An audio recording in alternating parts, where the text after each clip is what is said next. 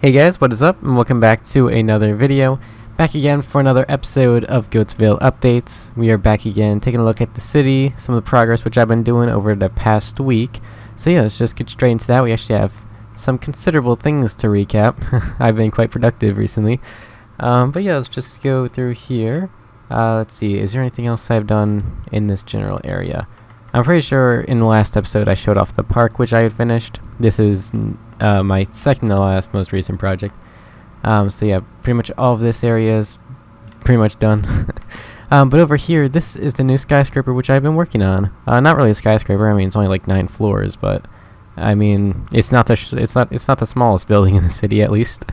So yeah, this is just a small little office building with several stores at the bottom. So like these are different offices that these businesses can rent out and stuff like that. So currently we don't really have any I don't really have any ideas what any of these are going to be. But I do have one, the Flower Pot Coffee Shop from Los Angeles. So we have a little Flower Pot Coffee Shop store right here, and I'll probably do the interior a little bit later. And then over here we just have a few other plots. This one's a little bit smaller, but if you have any suggestions on what we could do here, let me know in the comments. So yeah, these are just the two little areas we have for stores. And I was working on the skyscraper in the last building episode, so in case you didn't catch that, this is pretty much what I was working on. I kind of did some intricate building, especially over here, just showing you how to make some very nice detailed and especially city environments. So over here we just have a little place where these delivery trucks can come in, and we have a little door off here to the side which will eventually connect to the backs of all the stores. But over here towards the other side of the building, this is the little entranceway so that you can get up to all the offices, because you can't just get through from the stores. So we just have this long hallway, which I probably need to like put a few doors here leading to the stores and stuff like that, and maybe like a hallway leading down that way to, wow, that was perfect. So a hallway leading right through here which leads you out here, and also there's doors like to every single store and such. But anyway, over here, this is just the stairs and elevator that lead up to the roof. So I guess we can take the stairs. The stairs have, oh, I just realized that's a bit of a mess. Let's quickly switch that out. There we go. But anyway, if we come up here, each of these stairs have a nice set of windows. Very lovely. And also, I don't know why, but like regular glass gets tinted when it's looked through stained glass, so very strange. But anyway, we have an elevator leading all the way up here. Of course, none of the floors are done yet, but I will soon get on that. Interiors are definitely something which I don't really prefer to do, but it's definitely needed. I prefer my city not just to be filled with a bunch of hollow shells of what could be amazing builds, because the exterior is really only half of it, probably less because the interior requires way more work. But yeah, that's pretty much what I've been working on recently. And aside from that, if we come over here, the Nether bank. Here's a little a thing which I was working on nearly a month ago. Well, that was when I started working on it. And yes, we do have a name for it, the Nether bank, which is from Los Angeles, once again. And if we come up here, the Nether bank Rikidome branch, in case you didn't know, that's the name of this city. It's Swedish for like wealth and money and economy and stuff like that, which is kind of what the aim of the city is going to be, sort of a industrial modern type of city, while the other one is going to be more like a traditional one, and it's going to be like on the complete opposite side of the map. But yeah, let's go take a look inside of here. I already showed you the lobby and stuff like that when I first made it, but I think improvements which I made, we have a small little carpet which I decided to add here, just so we can throw in some more light. I sort of tried to make it look like a little bit like a dollar sign, even though I don't know why I threw in a dollar sign, since that's not even the currency we're going to use here. But yeah, let's go over here. Let's go check out the stairs, the little stairs thing that I added. On the other side, there's an elevator, of course. But anyway, we just had this row of stairs going up. Not going to go all the way up, but this is the 3rd floor. And this is going to be sort of a template on which all the other floors are going to be based off of. Of course, they're not going to be exact replicas, but they're going to have a similar floor layout.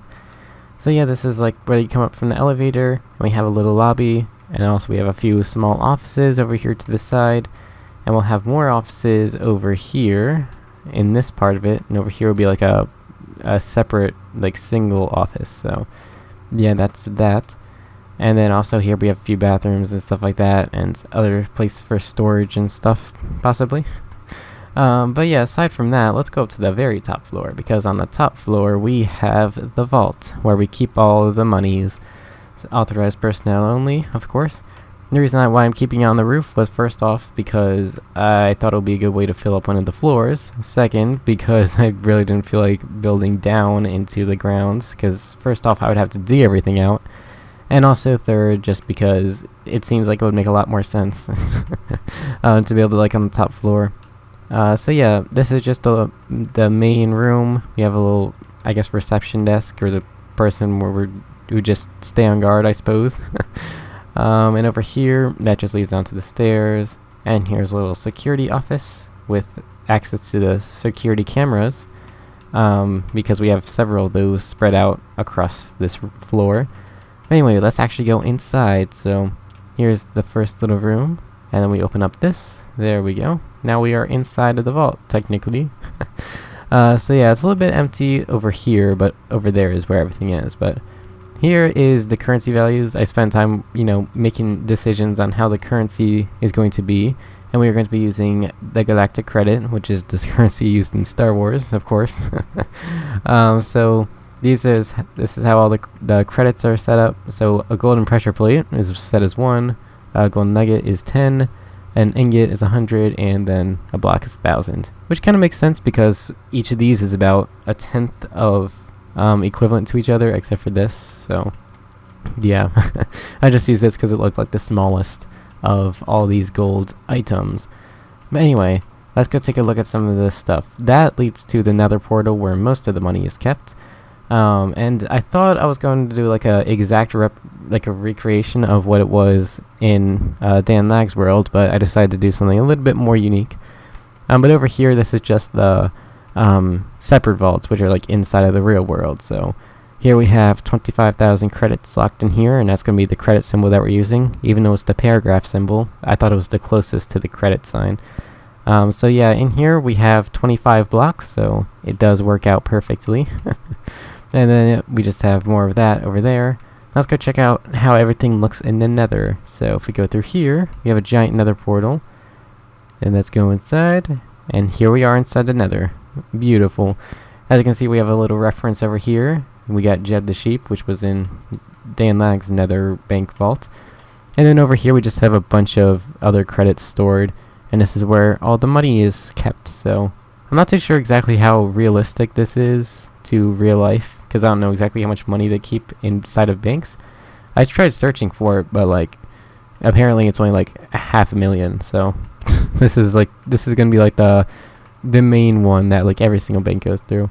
So yeah, that's pretty much that.